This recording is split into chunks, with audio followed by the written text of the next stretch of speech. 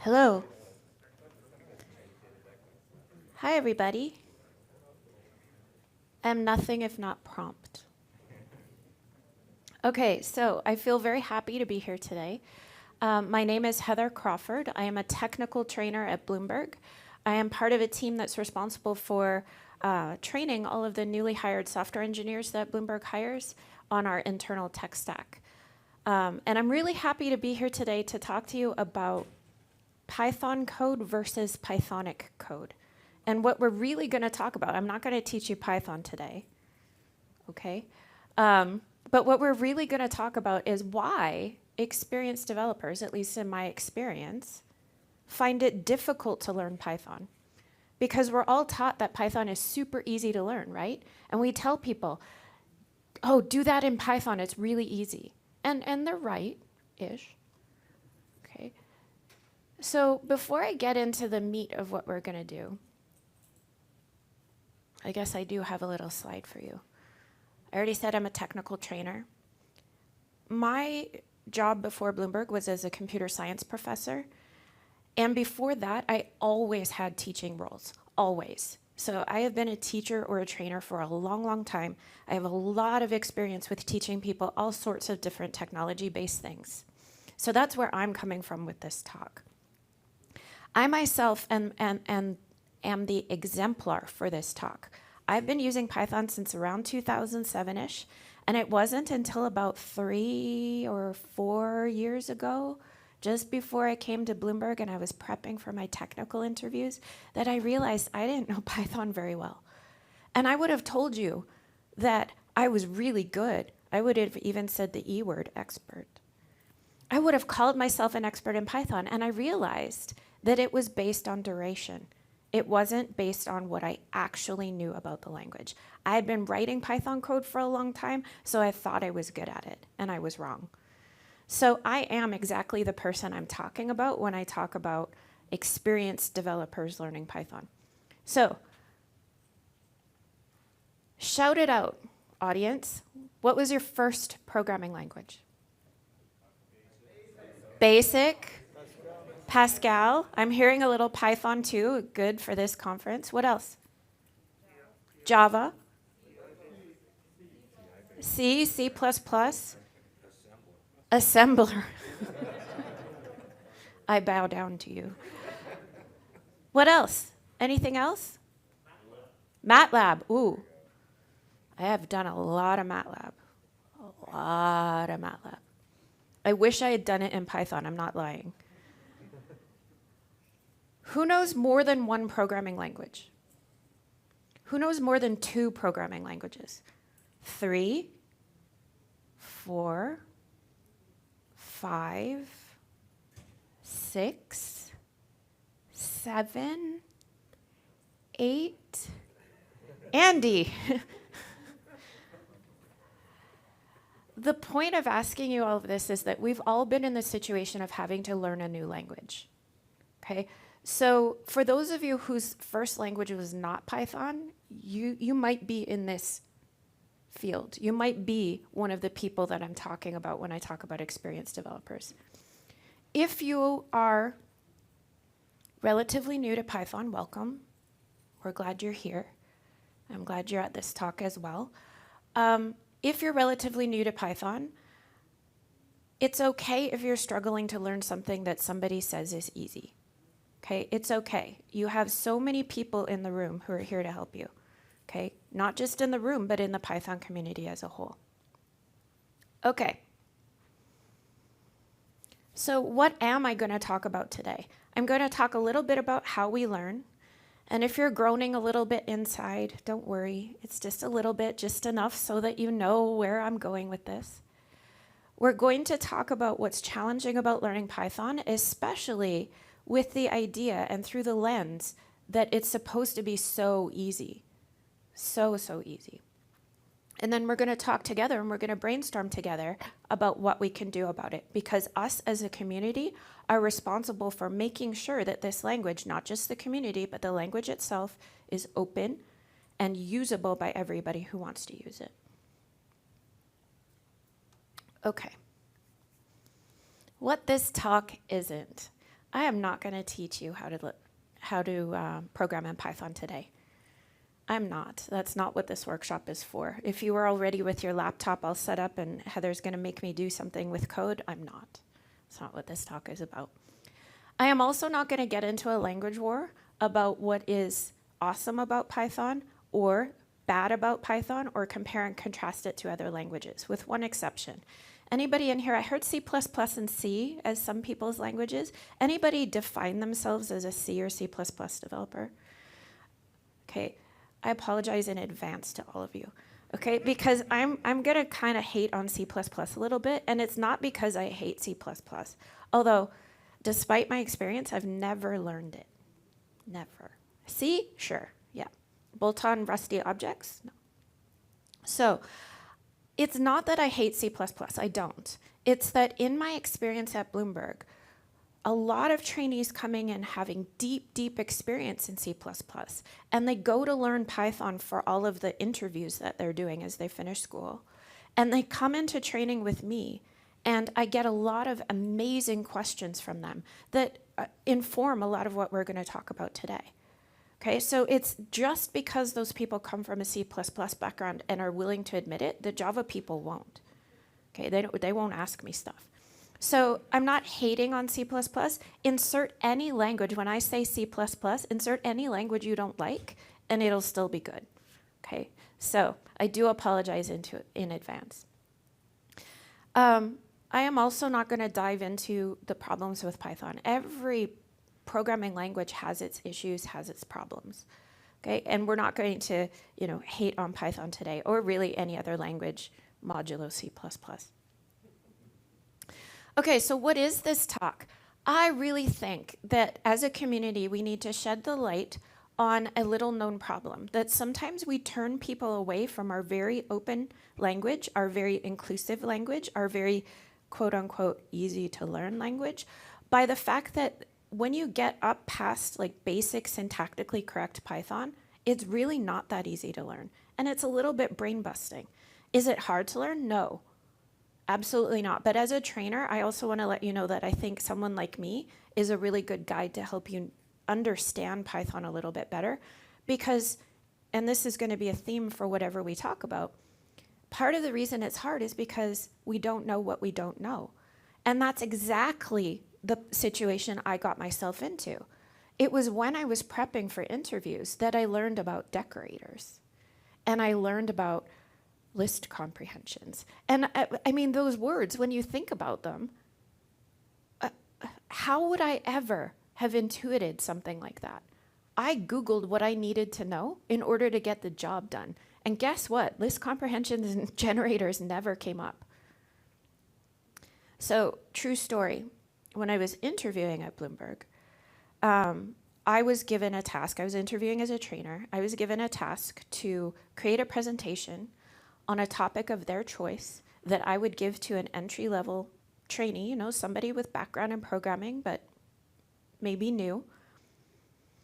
And I had to give that presentation, take feedback on it, make the feedback changes, and give the presentation again. And the topic they chose for me was Python decorators.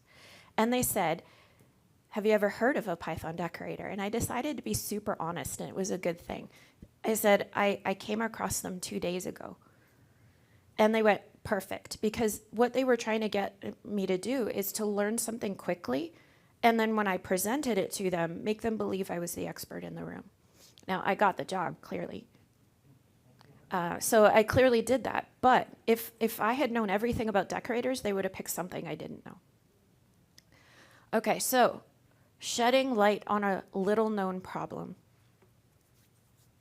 So I've talked a little bit already about what I mean by an experienced developer, but I kind of want to put a pin in it here. Okay, so someone not new to programming, that's everybody in this room, I think. And if I've called you out and you're like, except me, it's okay. I'm glad you're here. Okay, but the experienced developer we're talking about in this presentation is new to Python, okay? They are possibly, but not absolutely, a professional software engineer, or on the path to becoming one. It's not a requirement. But it does not imply that they have a formal background in computer science. I happen to, that's cool, that was the path I took.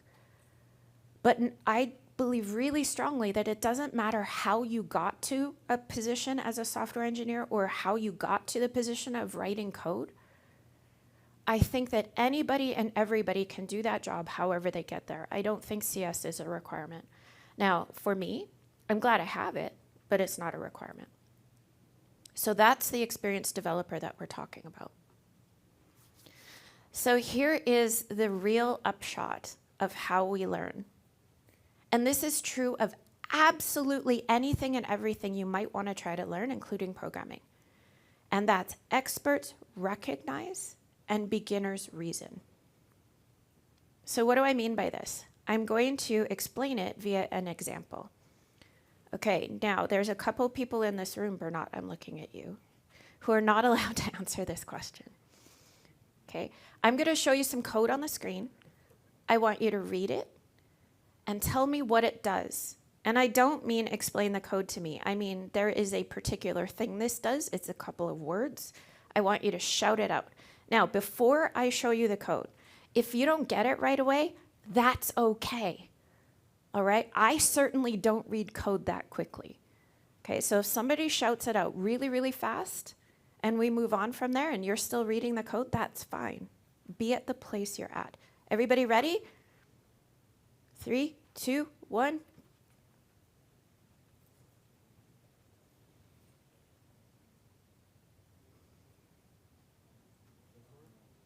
Bubble sort. I was going to give bonus points for bubble sort, but you got it right away. I think the things that give us the magic in this code, which, by the way, yes, I know it's not very Pythonic, it's on purpose, is this line of code down here at the bottom. Okay, one of the cool things we can do on Python is swap in place, right? So we don't need a temporary variable to do the swap.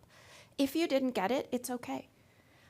But when a beginning developer, a beginner to programming in particular, looks at this code, what they have to do is they say, okay, I've got an array of numbers, and then us Python people go, you mean list.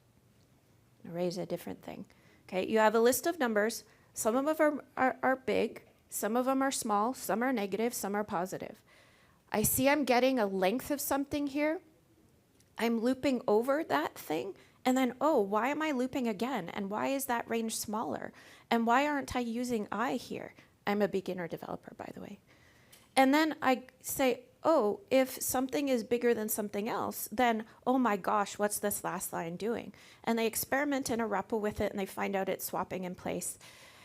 And they go, okay, cool, so this is doing some sort of swapping. And it takes a beginner a while to parse through all of this. Now, there's a couple reasons. One, because reading code is a skill, right? The other one is because the magic, the thing that actually happens is this last line. So they've already gone through a lot of code, and they're expecting themselves to stop and pause, saying, okay, so I have a loop, cool, I don't know what it does yet. I have another loop, I for sure don't know what that does yet. They don't understand what's really happening until they get to the bottom. And the cool part is the swap. But the swap by itself doesn't give them the whole story. Okay, now, those of you who got it relatively quickly, it's probably because you've seen bubble sort before, maybe in Python, maybe in another language.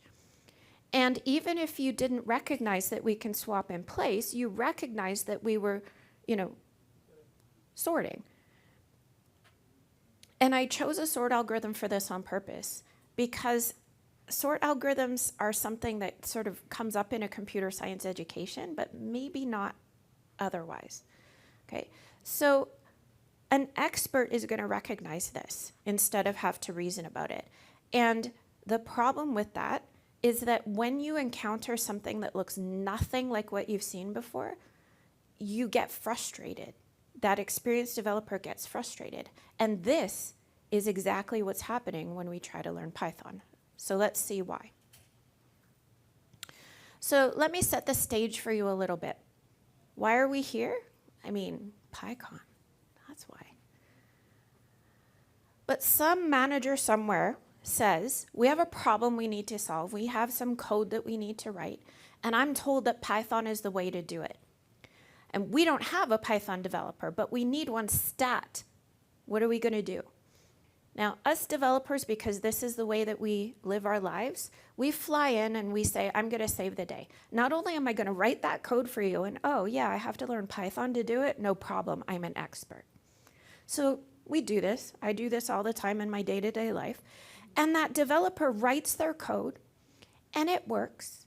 It's syntactically correct. It doesn't break anything. Maybe they even wrote tests for it, and it passes all the tests. And then they get a code review from an experienced developer. And I've said this before, I'll say it again. Why didn't that person write the code from the beginning? Doesn't matter. Okay, they did it. And that code reviewer looks at the code and goes, yeah, you know, it works, but it's not very Pythonic.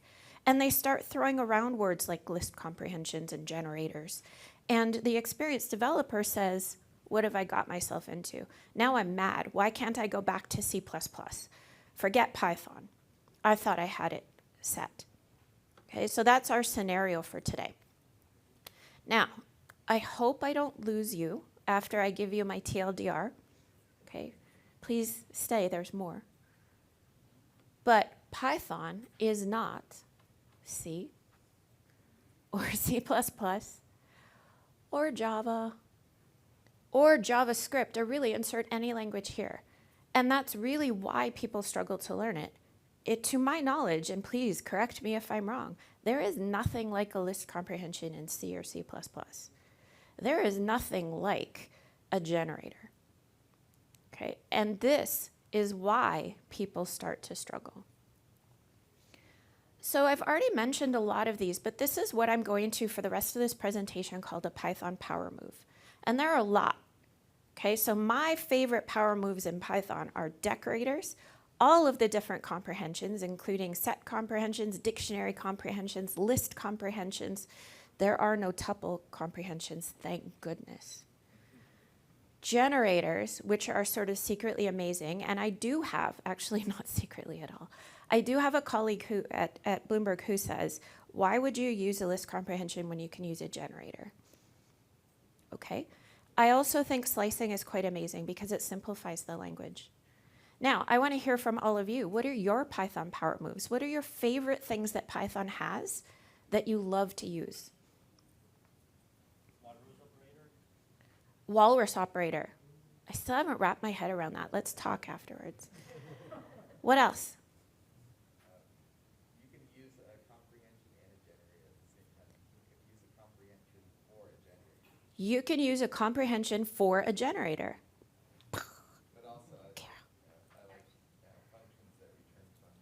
Oh, yeah, first-class functions, yeah, decorators. Yes. F-strings, oh, yes. Whenever I see something that could be an F-string, except when, Pylint says, oh, you should use lazy evaluation for a logging statement. I'm like, no. But multiple inheritance, ooh, you're into classes. Overriding operators and class definitions. That is danger zone, but yes. The with expressions, yeah. So being able to use them with context managers. Duck typing. Duck typing. I love explaining that to my classes. I'm like, what? Anybody heard of duck typing? I'm like, I asked them first, I'm like, is Python strongly typed or weakly typed? So let's do a show of hands, and everybody's like, I don't want to answer this. Who thinks Python is weakly typed? Who thinks Python is strongly typed? It is strongly typed.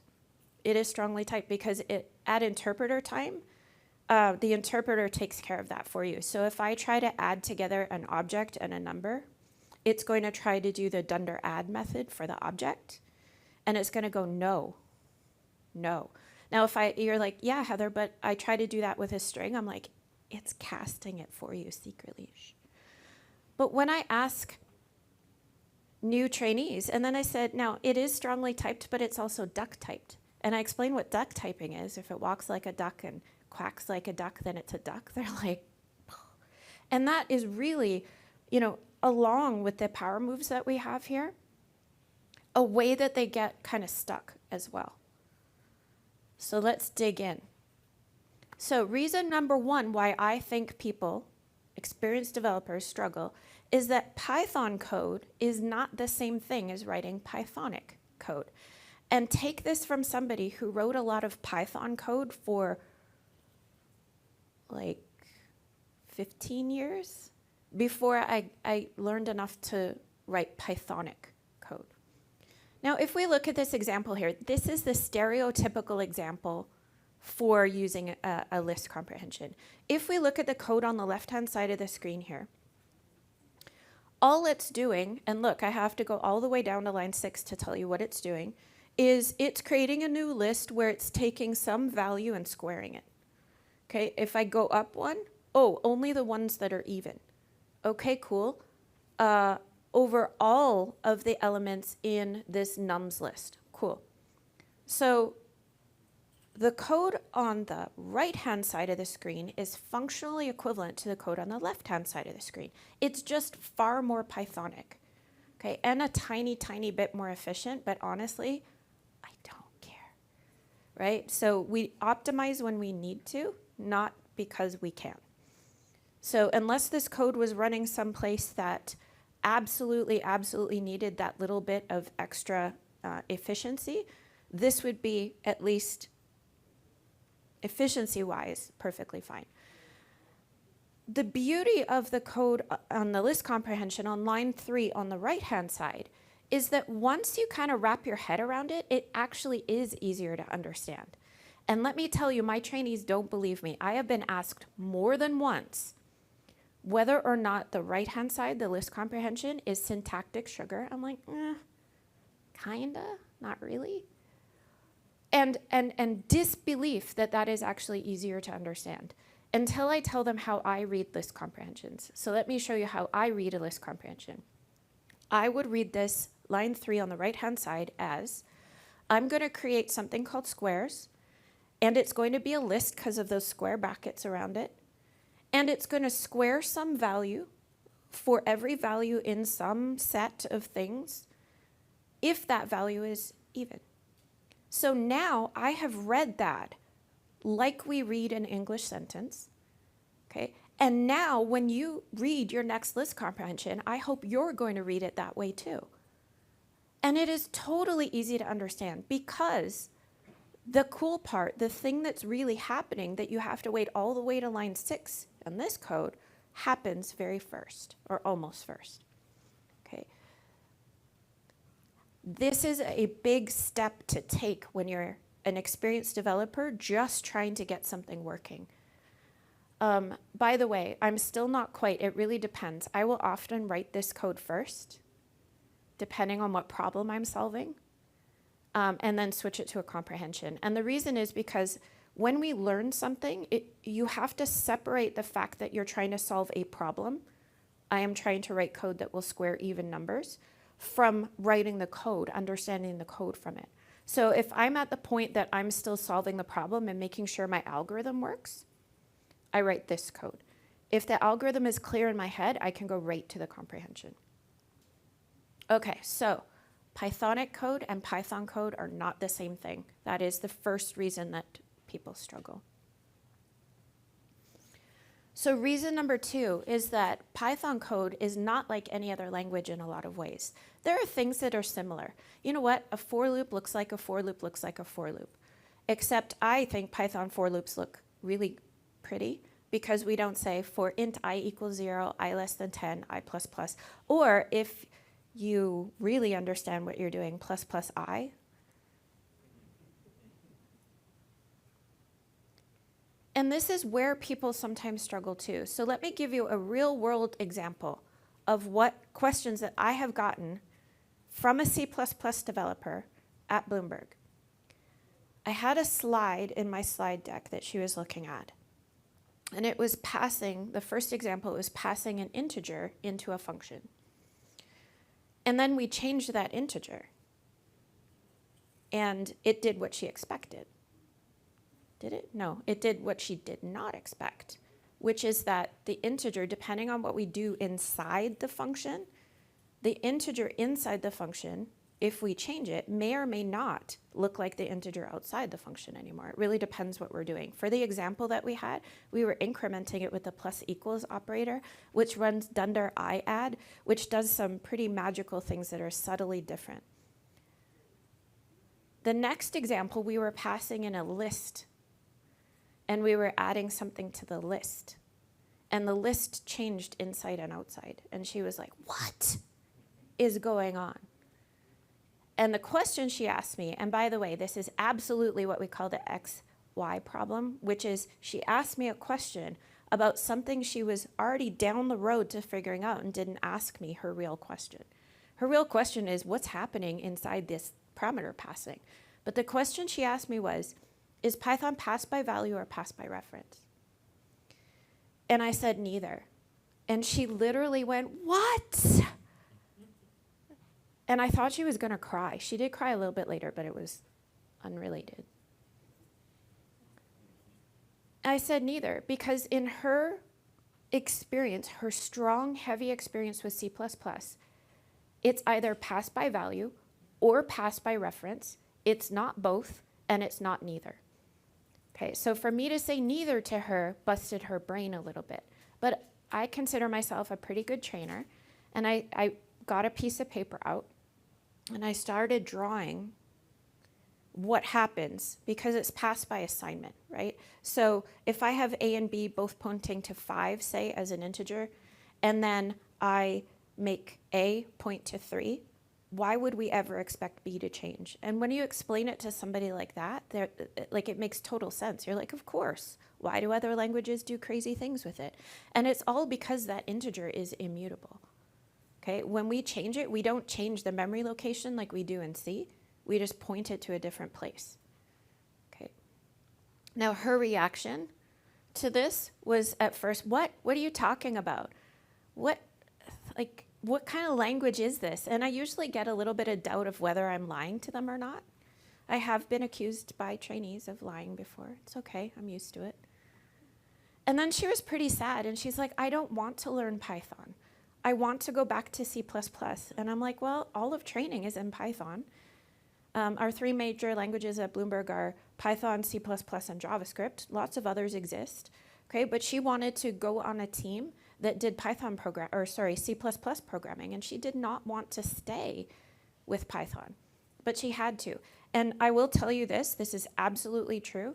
At her training graduation, I was talking to her new manager, and I found out she went to a Python team on purpose. I'm like, yes, convert. But at that moment, she was sad. Then she got angry, and she was like, why did I take this job? And she was like regretting her life choices. And then she got really sad about all of it. And really, it's kind of like the stages of grief that she had to go through before she opened her mind and started really being, okay, I have to learn this. And I told her, I said, I've got your back. I will help you as much as I can. Okay, so reason number 3 that Python is hard to learn is because Python is easy. And you're like, what? Well, everyone, Python is really too easy. And that's really the problem. So let me explain. But we're going to start with a quote from Theodore Roosevelt. Nothing in the world is worth having or worth doing unless it means effort, pain, and difficulty. What a way to live life. Anybody here into exercise? Yeah. You'll know this as no pain, no gain. Okay. I don't believe this. I think stuff can come easily to us, but I do believe in something really fundamental, and I summarize it as easy learning versus hard learning, or expensive learning versus cheap learning. So what do I mean? Expensive learning, something that you had to really slog with, something that you made a big mistake. You know, maybe you had a problem in some production code that crashed a bunch of stuff for people, and you had to learn something in order to fix that mistake. You will never forget that lesson.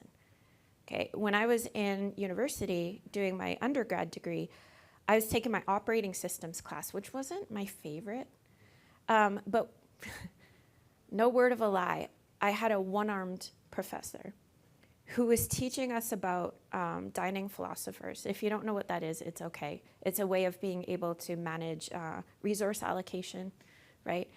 And he said, normally we teach dining philosophers where the dining philosopher needs both a fork and a knife in order to eat. And they eat for as long as they want to, and then put the fork and the knife down.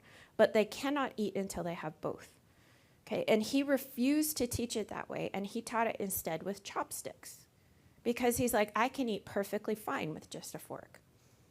So he taught us with chopsticks, and I will never forget how dining philosophers work because it was a memorable thing. So expensive learning can come because we made a mistake, because somebody explained something to us in a way that really resonated with us. Now, on the other side, cheap learning is those things you have to learn over and over and over and over again. Think of any idiom in any language that you have to look up regularly. I can't think of one. I have millions of them. Oh, I know. Every time I want to do a git rebase, I have to look it up. Okay, that is cheap learning. There, mostly no effort put into it. You read a Stack Overflow post or something like that, and it sits in your brain. Okay, so what this means in the concept of this whole talk is that Python has this underlying simplicity. A lot of the things that we do with it, like a list comprehension, you're like, really, that's it? Like that does the whole loop and everything? Has this underlying simplicity that can be really frustrating to experienced developers who have been in the trenches with languages like C++, like Java, like the language I'm terrified of, which is Perl, right? They've been in the trenches with these languages, and they go to Python, and they want it to be harder than it is in order to be worth their effort. Okay. Now, I know that I'm sort of like mixing things up a little bit. I'm like, Python is easy. No, it's hard. Oh, Python is hard to learn. No, it's easy to learn. And this is exactly why we're talking about this, is because there are all of these sort of necessarily things that disagree, right, that make it hard to learn. Reason number 4 that experienced developers struggle with learning Python is that by design, Python does not care at all about memory. Okay, so when I taught freshman intro to programming when I was a professor, I taught it in C. Well, first I taught it in Java, then I taught it in C.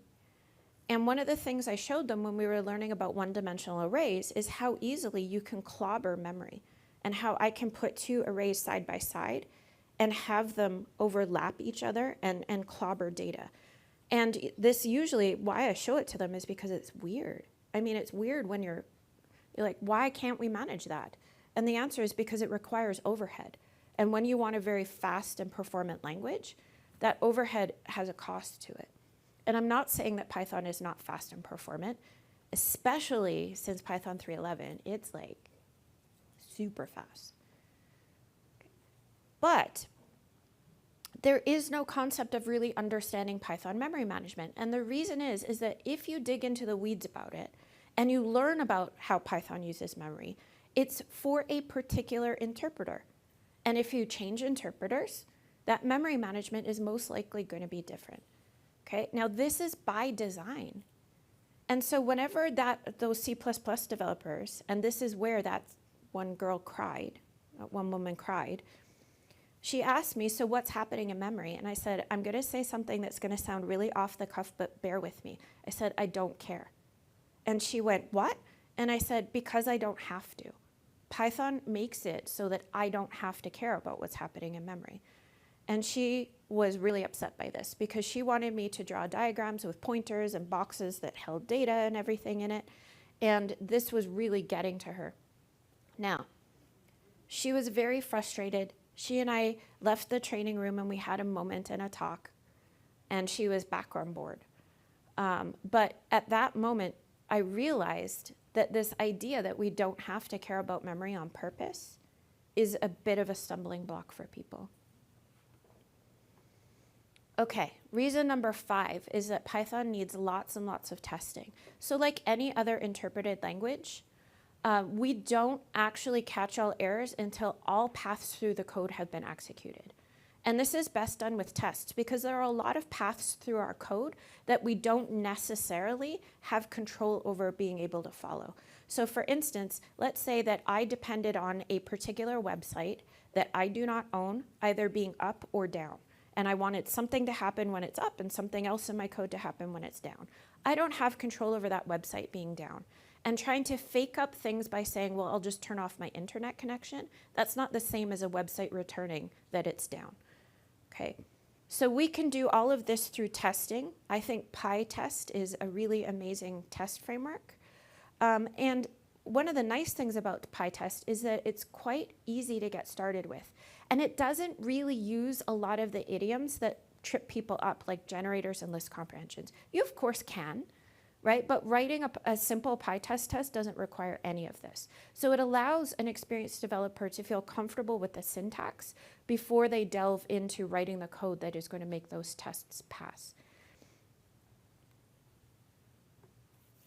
Okay, and my final reason is that writing really good Python code, I realized a few years ago when I realized how little I knew, is really about knowing what libraries exist. There are so many libraries in Python, both the ones that come by default, like my top favorites, which are collections and iter tools. I also like func tools, but mostly because I like saying func tools. Okay, but like all of these libraries exist, and then people are constantly writing third-party libraries, either ones that are open and out there and available, like, I don't know, term color, or now I'm zoning out. What are your favorite libraries? Pandas, okay. What? Polars. NumPy. Bunch of data scientists in here, right? Requests. Beautiful soup. What else?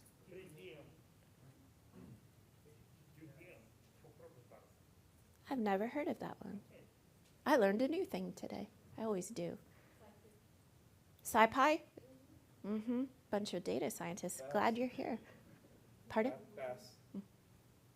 We'll leave that one there. So, true story. I have some code waiting for me to refactor at the office, and I'm dreading it. It was written by somebody who came from a C and C++ background, and it does, it's proprietary, so I can't say what it does, but it does something really cool. But the code is not Pythonic at all. It has things, it has no return statements in it, and instead has sys exit 0 everywhere. And there's about, I don't know, I'm estimating 300 or 400 lines of code that argparser could do. Okay, argparser is a cool library for being able to, parse arguments that come into a program. And so writing really good Python code actually usually means writing less code and understanding that you shouldn't roll your own. Okay, especially, I'm looking at all of you, never write your own crypto library. Okay. But developers don't want to do that, right? They don't want to pause and think about what library could I use instead. They just want to write code. And that can be a little bit frustrating. So when you get a code review that says, oh, these 300 lines, like 2 lines in argparser. And they go, wow, I put a lot of effort into that code. And you're like, and that was your expensive learning for today. Okay, so we're going to pause here because I'm about to tell you what my tips and tricks are. But what I would like everybody to do is talk to somebody in and around you and brainstorm for just a couple minutes about what I might have missed. What are some other reasons that experienced developers find it difficult to learn Python? And I'm going to put maybe just 3 minutes on the clock because guess what? I talked a lot more than I expected already. Okay, so 3 minutes, talk to people around you. Is there anything that I've missed here?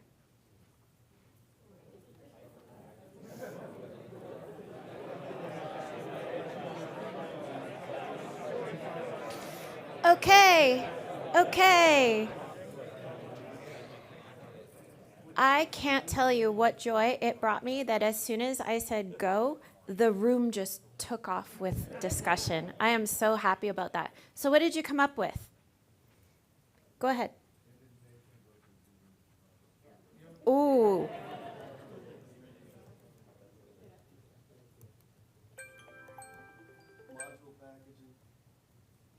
Module packaging.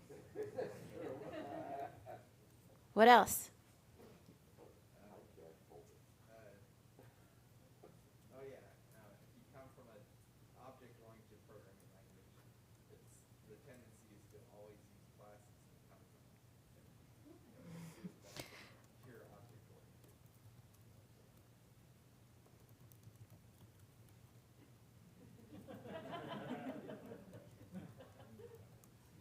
What else? Code completion doesn't work, so you have to Google a lot of things. What? Yeah, like that. If you like nest it deep enough, it makes way too often. Use JetBrains.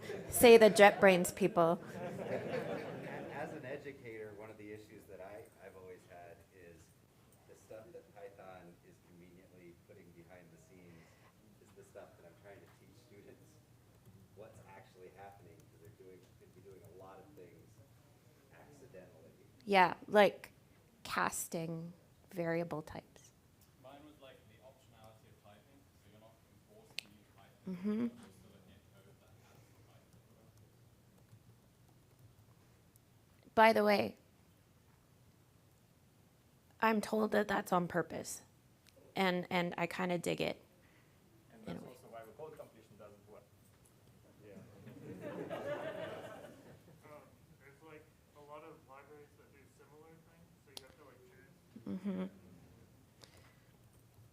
Which means you have to trust somebody else. Well, and that's really my last point, right? The last point that I made is that we don't like trusting other people. Lack of true constants. Lack of true constants.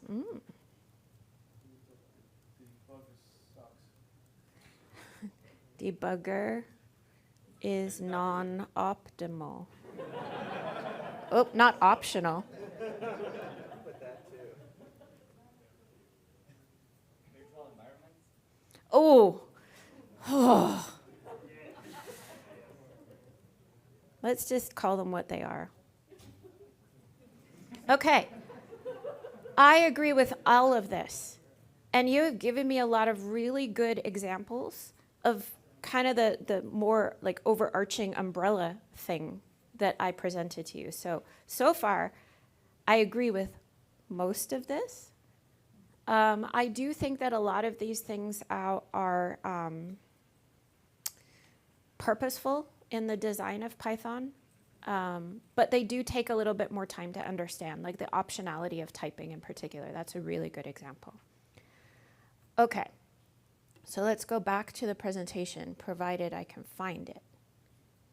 It's always the difficult part. And now my computer is telling me, okay, good. All right. So what now? Our hero is feeling a little bit under a dark cloud because they're realizing that this Python is harder to learn than they thought. And they're not really sure what to do. And they're really regretting their life choices and thinking about like getting out of programming overall. So what do we do to fix it? Technique number one is kind of a weird one to start with, and it's know when to quit. So we're going to get a little bit into how we learn here as an example of why. So some people, these people, I am an academic at my heart, I cite things, came up with this idea, and I don't think they were the first, of we move through these stages whenever we're learning anything. And the first one is unconscious incompetence. And what this means is that we don't know what we don't know. Okay, this was me before I knew anything about decorators and comprehensions. But also that we're not convinced that whatever we're trying to learn is going to solve the problem we have. Okay, so we're not convinced that Python is the best language to use in a particular case. A lot of people start here. I see a lot of trainees in my teaching at Bloomberg that start here. They're not really happy, and I get questions like, can I use C++ for this? And I'm like, no. Why? Because we decided that training was going to be done in Python, and it was decided far higher up than me, let me tell you. I happen to agree, but okay. And the problem is that until we can get that person to move over into conscious incompetence, which is they still don't know what they don't know, but they're convinced it's going to solve the problem. They're convinced, they're invested in learning. Okay, so our hero really starts here at this unconscious incompetence. And until we can get them to move to conscious incompetence, we're not going to be able to teach them effectively. Okay, and so if we notice that, we don't give up on them. I suppose know when to quit means give up on them, but it means know when to change how you're going to approach them and get them into the idea that Python is the right thing for them to use. And sometimes we can appeal to let's call it a higher power, okay? And that higher power is saying something like, you're gonna do this in Python, whether you like it or not. And sometimes I'm that higher power with my trainees saying, sorry, Python is it. Okay, but until we get them to move into conscious incompetence, all of the next techniques aren't really gonna land particularly well. So, the other two boxes aren't really important to this discussion, but I keep them here for completeness. I consider myself deeply in the conscious competence. I still have to think about what code I want to write. I probably have to Google a few things in order to figure out exactly how I want to write it. But I feel confident with the code that I do write. When you get to unconscious incompetence, that's where, as an example, you write the list comprehension first without even thinking about it. Once you get to that point, you use the idioms of a language without really thinking about it, worrying about it. And really, this is the place that the best teachers exist. I know I put myself in the conscious incompetence. I think I'm a pretty good teacher. But you know, there's wavering. You can go back and forth between things. Okay, so technique 1, knowing when you should use some of these next techniques or whether you should work on moving them into that conscious incompetence. So technique 2 is moving away from other languages. Okay, and this means if you're the teacher or the trainer is stop people from asking questions that start like, yeah, but what is that in C++ or any language? Okay, so 2 examples that come to mind, of course, are a list comprehension. Well, there's nothing like it. I can't compare it to anything for you. Or the double star operator, which is the unpacking operator for dictionaries in Python. And I get asked all the time, is this like spread in JavaScript? And I'm like, don't know, don't care, because we're talking about what it is in Python. Okay, so you need to kindly move them away and focus on what's different about Python rather than what's the same. And my little gotcha is that for an experienced developer, beginner-friendly tips can be a bad thing, right? So I can say something like, oh, why don't you code trace that code in order to understand what it's doing? I can do that to a freshman who's learning their first language, okay? I can't ask any of you to do that because it's a little bit too low down. Now, if you're a developer, what I'd like you to do next time you learn a new language is don't assume all languages are the same or similar. Stop yourself from asking what's that like in some other language. Now, the reason you do it, I already explained to you, it's because you're trying to recognize as opposed to reason. So move yourself into that idea of reasoning. And I will die on this hill. Programming languages are tools in a toolbox. You use the right tool for the right situation. Okay, and if you find yourself defining yourself, oh, I'm a C++ developer, I'm a Python developer, I'm a BASIC developer, I hope not anymore, okay, then move and call yourself a developer and understand that you have a bunch of tools. When I did this presentation internally at Bloomberg, somebody said to me, well, yeah, why isn't Python fast? And I was like, okay, tools in a toolbox, man. If you really, really wanted something that was blazing fast, Python, despite the fact that it speeded up a lot, probably wouldn't be my first choice. I might be wrong about that, okay? But don't try to make the language into something it isn't. Now, technique number 3, from the trainer's point of view, is consider the tools we have for training. When I'm training an entry level or a brand new person, okay, I like to do demos where they watch me write code. And the reason for that is to show them that people make mistakes all the time and that part of being a really good programmer is being able to get around them. So I am human, I am fallible, I don't prepare. I prepare, but I don't like make it perfect because I want them to see people breaking things and fixing them. Lectures are really good for being able to guide people through a path of things, but they're not for experienced developers. Experienced developers don't want to sit through a lecture. Code examples is sort of in the middle, because code examples are good for everybody. Raise your hand if you've been looking at Stack Overflow to solve a problem and you scroll down to the code and skip the rest. Yeah, of course. We all do. And then it doesn't work. And you're like, why doesn't this work? And they're like, as I said, 2 paragraphs above. And you're like, okay. So code examples are absolutely great for solidifying, especially these power moves. Oh, here's how you translate this for loop into a list comprehension. Now, these top ones are really great for experienced developers, okay? Getting your hands dirty with a lab, and I do mean lab because labs have solutions they can look at, right? Really help you grow as a developer. And I'm going to go out there and say that I think pair programming is good for everybody, especially when you get to pair with somebody who is a little bit better than you, right? When I was in university, one thing that I did was I always found the best programmer in whatever we were doing, and I partnered with them. There was this one guy, though, Mike. Oof. I learned a lot from Mike, but I also learned patience.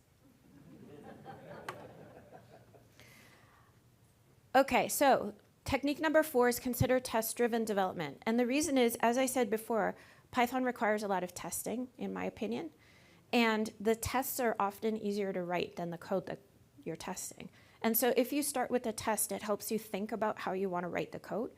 It makes you think about what you expect the code to do without the actual code getting in the way. Okay, so I think test-driven development is a little bit easier of a path for an experienced developer.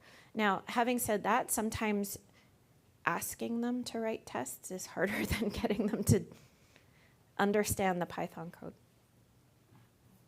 Okay, so at this point, how much time do I have left? I only have 5 minutes. So I was going to get everybody to brainstorm about what we can do better, but I'm going to invite each of you, if you want to talk more about this. I could talk all day about teaching, about learning, about Python. So come find me during any of the breaks. Come find me anytime. I'll be here, and I'm leaving Monday, so I will leave you with these takeaways.